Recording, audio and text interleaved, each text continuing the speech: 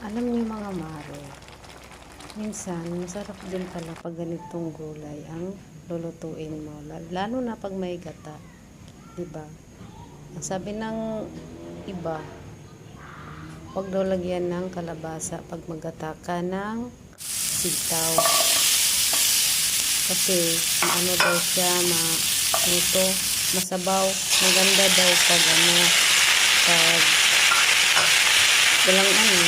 walang kalabasa at saka malunggay lang.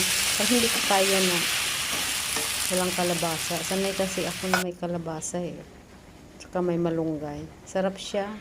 Tapos ganito lang siya. Simple lang, masustansya pa. Tapos partner na ako pinaritong isda. Ang pangit pa ng pagka-video ko, hindi maganda. Diba?